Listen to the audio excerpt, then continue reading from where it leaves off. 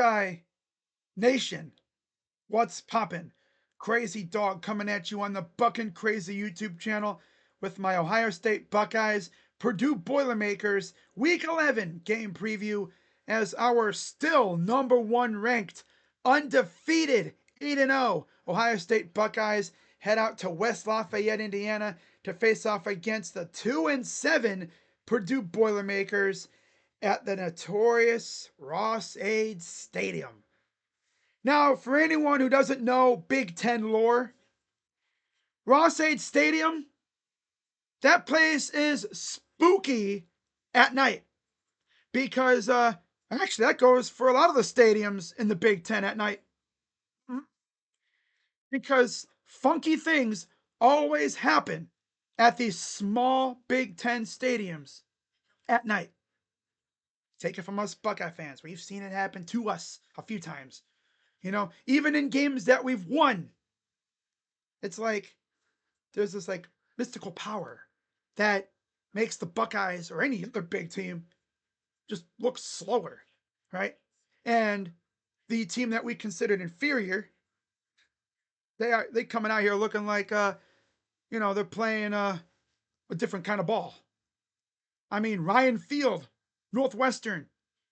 I mean, look at all the games we played there, and it's like we just couldn't really play that. We didn't play that well. Of course, we all remember that game against Purdue back in 2018, yeah, where they smoked us 49-20 out of nowhere. And every once in a while, Purdue would actually beat Ohio State. They've only beaten us. What is this? 5 times, really, since 2000. They beat us in 2000, 2004, 2009, 2011, and then 2018. Now, of course, that 2018 team was different because they had a dog of a coach in Jeff Brom. And then, of course, a few years ago, he left to go to Louisville. And Purdue just hasn't been able to recover from Jeff Brom's departure. They had Ryan Walters for 2 years. They won 5 games combined. And then this year they brought in Barry Odom, and yeah, 2-7 start. Not great. But they were kind of dealt a bad hand because Ryan Walters could not really recruit. I mean, who the heck wants to go to Purdue? There's a reason why we call them Purdue Dew. You know, this game's going to be weird because as Buckeye fans, we're so used to noon, 3:30, and 7:30 kickoffs, right? This game is kicking off at 1 p.m. on Big Ten Network. It's going to be weird because usually it goes, I watch College Game Day, and then right as they're making their picks, I flip over to the Buckeye game. Well, now, with the game starting at 1, I'm going to have that awkward hour where I'm sitting here watching another game waiting for the Buckeye game to start. And then, of course, usually our game ends right as the 3:30 games are really starting to get going. Well, this time, the 3:30 games are going to be well underway when the Buckeye game ends. What other games are going on at 1 o'clock, too? Just curious. So we got Citadel and Ole Miss, Bowling Green, Eastern Michigan, and Missouri State and Liberty. And those games are on streaming platforms, SEC Network Plus, and then 2 ESPN Plus games. Then you got a 2 p.m. kickoff with UAB and Rice. That's even more awkward. Damn. Gonna have me feeling like I'm watching the Browns. Oh man, and by the way, they will have Jeff Levering and Jake Butt on the call for this one. I'm just waiting for Fox to promote Jake Butt to the main broadcast team because he deserves it. He's one of their best. And they got him on Big Ten Network doing Ohio State Purdue. But hey, he loves doing it. He's probably one of the only Team Up North alumni, aside from maybe Charles Woodson, that I actually don't really completely hate. He's tolerable, which is rare from alumni of that school, right? But yeah, looking at this game overall, Ohio State really should have no issue. Purdue actually just lost their star running back for the year. And you look at their schedule, they haven't won a game in over 2 months now. But if you look at their last 4 games, 3 of those 4 have been decided by one score. The only game that wasn't decided by one score was a 19-0 loss to Northwestern. In fact, Purdue is coming off a game against the team up north where they gave them all they could handle. They lost by 5. And in fact, let's take a look at the stats from that game. Right. How did they do against the team up north, right? A team that many people think could possibly slip into the college football playoff. Right? How did they do? Well, Ryan Brown, their quarterback, 19 of 24, 133 yards and a touchdown. Of course, no more Maccabee. So Malachi Thomas, 15 carries, 68 yards. Antonio Harris, 11 for 54. Malachi Singleton, 6 for 24. Yeah. Oh, they also have Nitro Tuggle, too. I didn't even know that. Wow. And Michael Jackson the third. Those are their 2 top receivers, I guess. Yeah, this team's going to be tough, but Ohio State, if they go out and play a serious brand of ball, should really have no issue.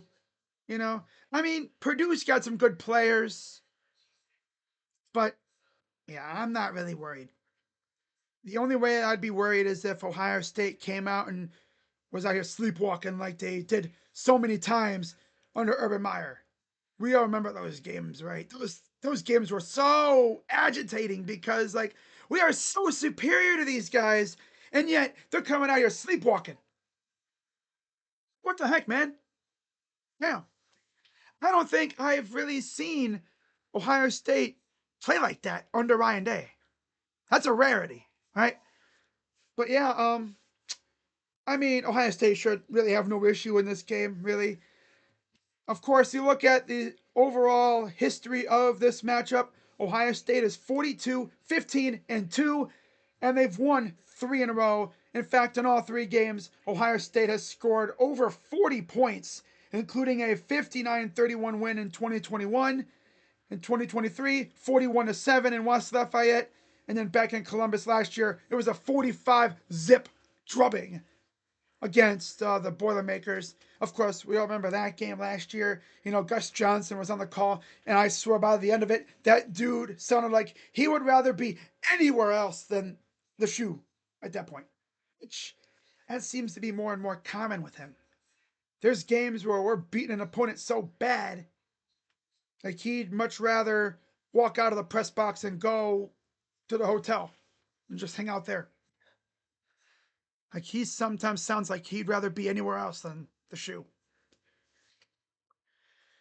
A lot of Buckeye fans are starting to sour on Gus Johnson. That's sad, but it's just the way it is, right?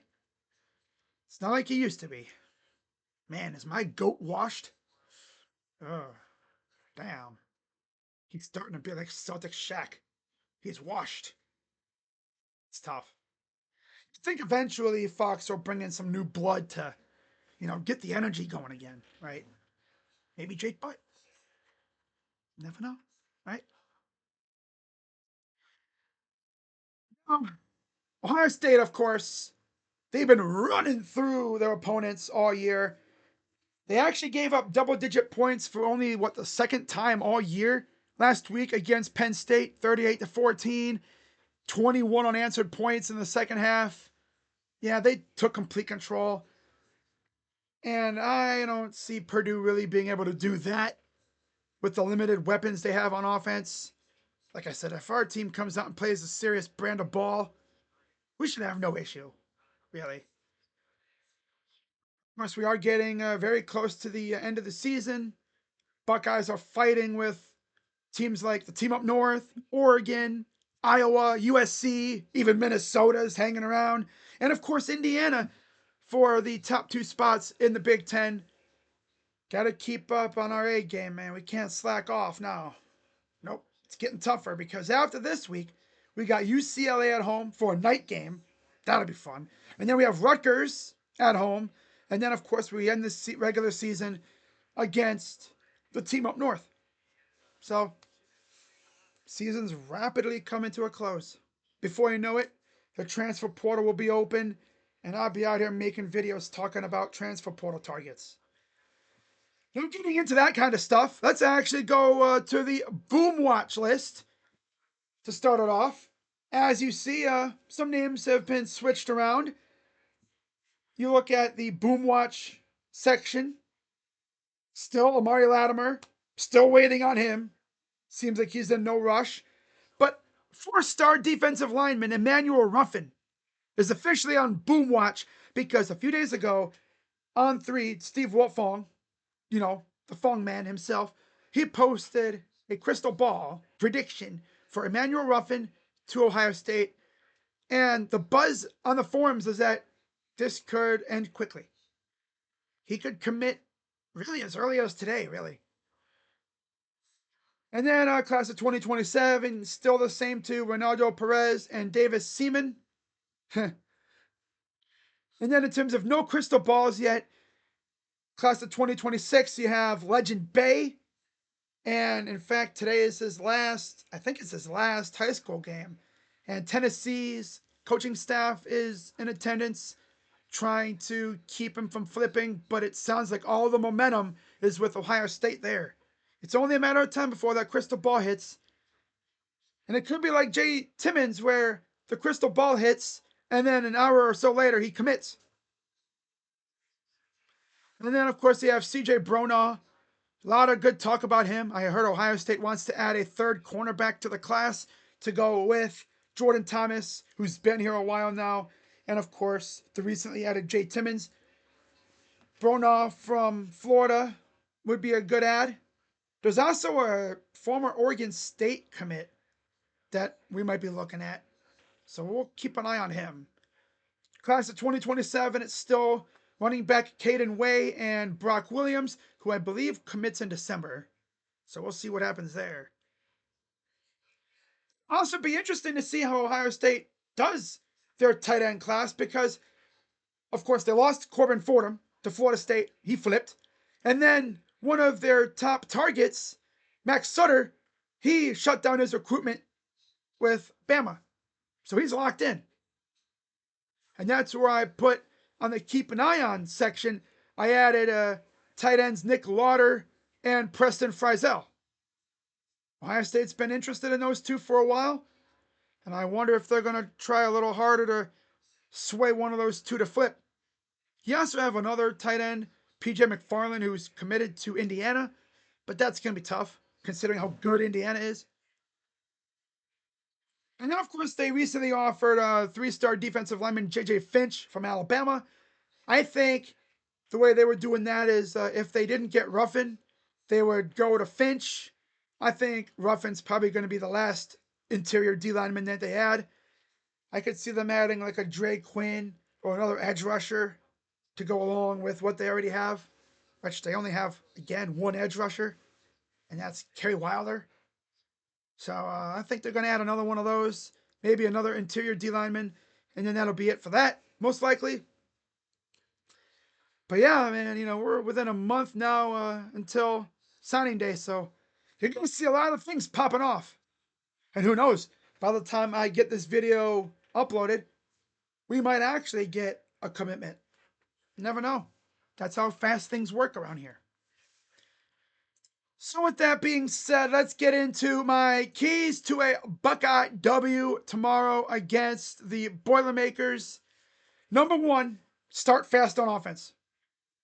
You get the ball first, you go right down the field, and you score. And you keep doing that over and over again. And then you combine that with number 2, shut them down on defense. It's 3 and out after 3 and out after 3 and out. and on the other side, you score every time, I'll be in my stream derping around just trying to pass the time and wait for the game to end. And then, of course, number 3, this is important. Beware of the spoiler makers. Don't come out here sleepwalking. It's not a night game, thank God. But yeah, don't sleep on the spoiler makers. Like I said, in 3 of the last 4 games, they've been decided by one score. Less than a touchdown. Don't come out here and take them lightly. They got a solidly talented team. They just haven't been able to win games. They can definitely catch you off guard. You don't want to do that. So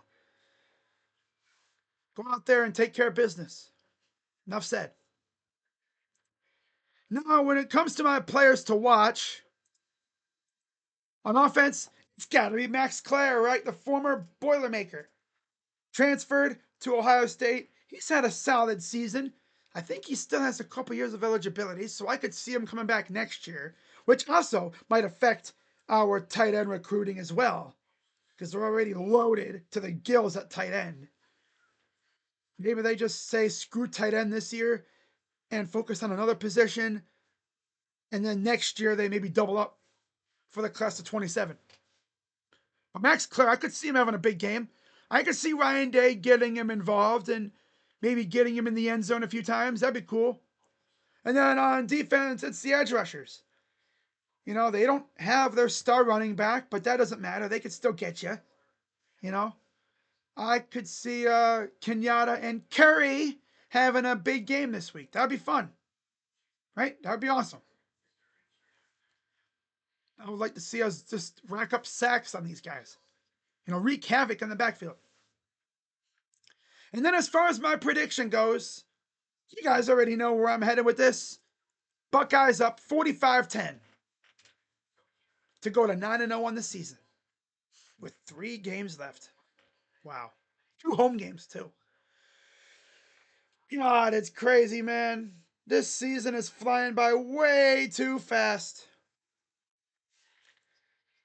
Before I know it, it'll be signing day, and I'll probably come on here and do a class review, just go through all the players we've had committed.